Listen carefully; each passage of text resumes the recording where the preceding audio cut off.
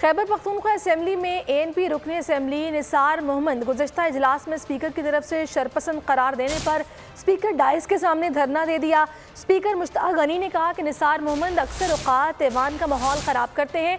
मुझे तो पता नहीं कि निसार मोहम्मद मेरी वजह से एहतजाज पर हैं। आप मेरे भाई हैं, अपनी नशिस्त पर जाएँ।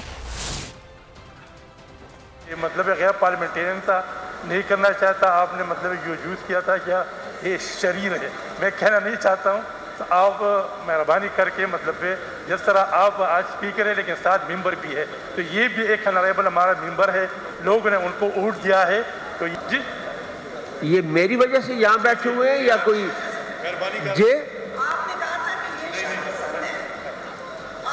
कहा कि ये शरपसंद है, तो उस वजह से ये उस वक्त से बिल्कुल एहतजाज में बैठे हुए हैं।